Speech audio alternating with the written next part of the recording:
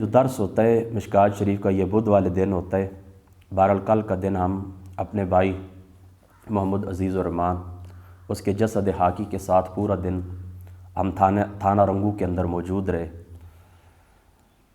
اس کے اندر کچھ باتیں، ساری باتیں تو میں نہیں کر سکتا، لیکن چند باتیں ضروری جو قانون کے ساتھ تعلق رکھتی ہیں، آپ کی زندگی کے ساتھ تعلق رکھتی ہیں، میں عرض کر دیتا ہوں۔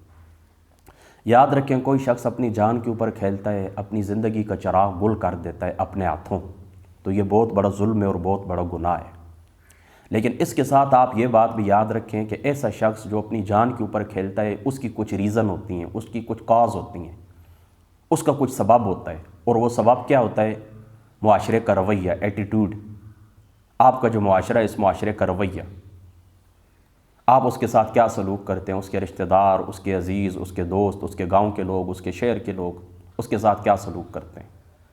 جب وہ ہر طرف سے تنگ آتا ہے، اس نظام سے، اس قانون سے، اس معاشرے سے، جب وہ تنگ آ جاتا ہے تو پھر کیا کرتے ہیں؟ وہ یہ انتہائی قدم اٹھا لیتا ہے۔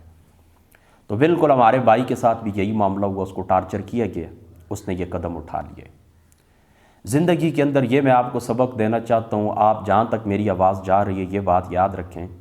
ہمارے قریب ہی یہاں پر ایک شخص ہوتے ہیں، گاؤں عدلزئی گاؤں، اس کے اندر ایک خان صاحب ہوا کرتے تھے، اللہ پاک ان کی مغفرت فرمائے، خان نواز۔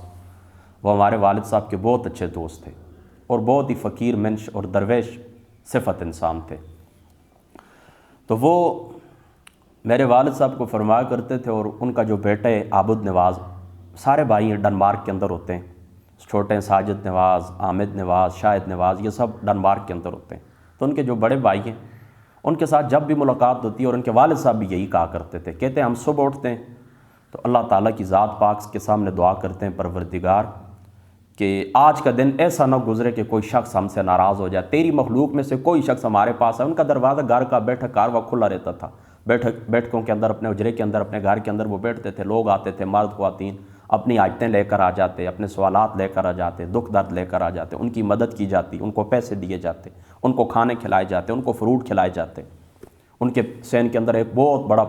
فروٹ کا باغ تھا، مالٹے، آم، امرود، کیا کچھ تھا، وہ سب سارا دن وہ ملازموں کی ڈیوٹی تھی، وہ توڑتے رہتے تھے، اور سامنے جو مہمان آتے ان کے ساتھ وہ ان کی مہمان نوازی کرتے تھے۔ تو وہ کہتے تھے پاک پروردگار، کوئی بھی بندہ آج کے دن ہمارے پاس آئے اور ناراض ہو کر نہ چلے جائے، اس کا دل ہم دکھا دیں، یا پاک پروردگار یہ تیرے آگے دعا ہے، ایسا کبھی نہ ہو۔ روزانہ صبح اٹھ کے وہ کہتے ہیں ہماری پہلی دعا یہی ہوتی ہے۔ تو آپ کی بھی صبح اٹھ کے پہلی دعا یہی ہونی چاہیے کہ ایک پاک پروردگار تیری مخلوق میں سے کوئی شخص ہم سے کبھی ناراض نہ ہو، ہم کوئی ایسا رویہ نہ رکھیں کہ کوئی شخص ہم سے ناراض نہ ہو۔ دیکھیں دنیا الزام لگاتی ہے، لوگوں نے اللہ تعالیٰ کی ذات اقدس کو نہیں بخشا، یعنی انبیاء علیہ الصلوۃ والسلام، اللہ کے ولی ہوں، محدثین ہوں، فقہاء ہوں، صحابہ پاک ہوں، حضور پاک کی آل ہوں، یہ تو اللہ تعالیٰ کی مخلوق ہیں، ان کے اوپر تو لوگوں نے انگلیاں اٹھائی ہیں، اللہ تعالیٰ کی ذات کو بھی لوگوں نے نہیں بخشا ہے، خدا کی ذات کو بھی لوگوں نے نہیں بخشا ہے، اس کے لیے الہ بنائے، اس کے لیے بیٹے تجویز کیے، اس کے لیے بیٹیاں تجویز کیں، اس کی طرف ناانصافی کی نسبت کی اللہ تعالیٰ کی ذات اقدس کی جانب۔ تو میں اور آپ مجھے بتائیں کس باغ کی مولی ہیں؟ الزام تو لگتے ہیں، کوئی آپ کو شرابی کہے گا، کوئی آپ کو قاتل کہے گا، کوئی آپ کو ڈکٹیٹر کہے گا، کوئی آپ کو جوا کھیلنے والا کہے گا، یہ جوئے باز ہے، یہ جواری ہے، یہ فلاں ہے، یہ فلاں ہے، یہ فلاں ہے، لوگ کہتے رہتے ہیں، لیکن معاشرے کا حق بنتا ہے۔ قرآن کیا کہتا ہے؟ ان جاءکم فاسق بنبأ فتبینوا، فرمایا جب فاسق فاجر تمہارے پاس کوئی خبر لے کر آئے تو تم اس کی تحقیق کر لیا کرو، لہٰذا تم سنو کسی شخص کے بارے میں کہ فلاں کے اندر یہ قصور ہے، فلاں نے یہ گناہ کیا ہے، تو آپ کا حق بنتا ہے کہ آپ پہلے اس کی تحقیق کریں، کیا ہے واقعی تجھ سے یہ گناہ سرزد ہوا ہے یا نہیں ہوا۔ لیکن سنا کر آقا علیہ الصلوۃ والسلام کا فرمان ہے کہ کسی شخص کے جھوٹا ہونے کے لیے اتنی بات ہی کافی ہے کہ وہ سنی سنائی بات آگے کر دیتا ہے۔ یہ بخاری شریف کے اندر یہ روایت موجود ہے، سنی سنائی بات سنتا ہے پھر آگے کر دیتا ہے، اس کے اوپر یقین کر لیتا ہے۔ تو اس طرح نہیں کرنا چاہیے کہ کسی شخص کے متعلق آپ نے کچھ سنا ہے تو پھر اس کی طرف آپ عجیب عجیب نظروں سے دیکھنا شروع کر دیں۔ اور اس قسم کے جو لوگ ہوتے ہیں وہ خود بڑے پرلے درجے کے منافق ہوتے ہیں، دوسرے کے متعلق سن کے نا اس کی طرف دیکھتے رہتے ہیں عجیب نظروں سے، اور خود پارسا اور نیک بنتے رہتے ہیں۔ ایسے لوگ خود گھر سے لے کر ان کے باہر تک کی جو زندگی سب خراب ہوتی ہے، ایسے لوگ اس صفت کے لوگ ہوتے ہیں، ان کی زندگی کا کوئی گوشہ نچلی سطح سے لے کر اوپر تک اور اوپر والی سطح سے لے کر نیچے تک، ان کی جو زندگی ہے ان کا ایک ایک منٹ اور ایک ایک سیکنڈ گناہوں کے اندر آلودہ ہوتا ہے، منافقت کے اندر آلودہ ہوتا ہے، کرپشن کے اندر آلودہ ہوتا ہے۔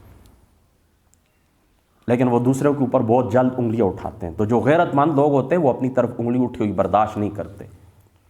تو اسی غیرت کے اندر آ کر ہمارے بھائی نے یہ انتہائی قدم اٹھایا ہے، اس کو ٹارچر کیا گیا، اس کو پریشان کیا گیا ہے۔ تو معاشرے کا یہ رویہ ہونا چاہیے، اس طرح آپ نہ کریں کسی کے ساتھ بھی، کسی کی طرف اس طرح آپ انگلی نہ اٹھائیں، کسی کی طرف آپ اس نگاہ سے دیکھیں نہیں، اگلے کو حوصلہ دیں۔ اگر اس سے گناہ ہوا ہے، اللہ تعالیٰ کی ذات اقدس کے سامنے بحیثیت مسلمان آپ کا حق بنتا ہے اس کے لیے دعا کریں، اس کو حوصلہ دیں، اس کو تسلی دیں، آئندہ اس کو باز رکھنے کی کوشش کریں۔ لیکن میں آپ کو پہلے بھی بتا چکا ہوں، اب بھی بتا چکا ہوں، یہ معاشرہ بدی کا معاشرہ ہے۔ یہاں پر نیکی پنپ نہیں سکتی، صالحیت کے جو پودے وہ اگ نہیں سکتے، اور برائی کے جو پودے وہ فوراً تناور درخت بن جاتے ہیں۔ برائی کے پودے فوراً کیا ہوتے ہیں؟ تناور درخت بن جاتے ہیں، یعنی ان کی اتنی تیزی سے آبیاری کی جاتی ہے، ان کا اتنی تیزی سے کھاد اور پانی ڈالا جاتا ہے کہ وہ فوراً تناور درخت بن جاتے ہیں۔ تو اپنے رویوں کے اوپر غور کریں، اپنے ایٹیٹیوڈ کے اوپر غور کریں، اپنے سلوک کے اوپر غور کریں کہ آپ مخلوق خدا کے ساتھ آپ کا تعلق کیسا ہے، اس کی طرف آپ ان کے ساتھ آپ کا سلوک کہتا ہے کوئی آپ کی وجہ سے ٹارچر نہ ہو، کسی کا آپ کی وجہ سے دل نہ دکھے۔ یہ میرا آپ کو پیغام ہے۔ اور تیسری بات یہ بھی یاد رکھیں کہ ہم صبح سے لے کر شام تک تھانے کے اندر موجود رہے، ہمارے ساتھ خواتین، ہمارے پاس ہر طاقت اللہ پاک کے فضل و کرم سے موجود تھی، پیسہ دولت طاقت سب کچھ موجود تھے، میڈیا کی طاقت موجود ہے، ہمارے چودھری خاندان کے پاس کیا کچھ نہیں ہے، افرادی قوت موجود ہے۔ ابھی تو ہم نے کسی کو بلایا ہی نہیں، اگر ہم اعلان کر دیتے تو اللہ پاک کا فضل و کرم میں چھٹ سے ایک جمع غفیر عوام کا تھانے کے اندر جمع ہو جاتا۔ لیکن آپ خود اندازہ کریں، خواتین ہمارے ساتھ موجود تھیں، اچھا مردوں کی تعداد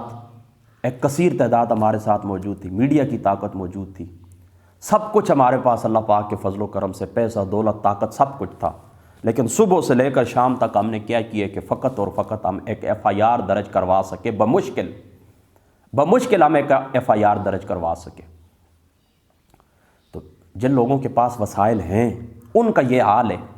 اس نظام کے تحت، تو خود سوچیں کہ جو کمزور لوگ ہیں وہ اپنے حق کے لیے کس طرح آواز بلند کر سکتے ہیں۔ ان کے نصیب میں تو پھر مرنا ہی مرنا ہے، ان کی زندگی بھی ایسی ہوتی ہے جیسے مرے ہوئے لوگ ہوتے ہیں، اور ان کی زندگی، اور پھر جس زندگی سے چلے جاتے ہیں تب بھی یہی حال ہوتا ہے۔ تو اس کی بنیاد کیا ہے؟ میں آپ کو پہلے بھی بتا چکا ہوں، پھر بتا دیتا ہوں۔ گراس روٹ لیول سے لے کر ٹاپ لیول تک یہ سارا جو معاشرہ ہے یہ کرپٹ زدہ ہے، یہ کرپشن کے اوپر مبنی ہے، یہ منافقت کے اوپر مبنی ہے، یہ استحصالی نظام ہے۔ جب تک پورے اس نظام کو آپ اکٹھے ہو کر دھکا نہیں دیں گے اور نیک اور صالح لوگوں کے ہاتھوں کے اندر آپ حکمرانی کی باغ دوڑ ان کے ہاتھوں میں نہیں تھمائیں گے، کبھی بھی ترقی کی طرف آپ کا قدم نہیں اٹھ سکتا۔ تو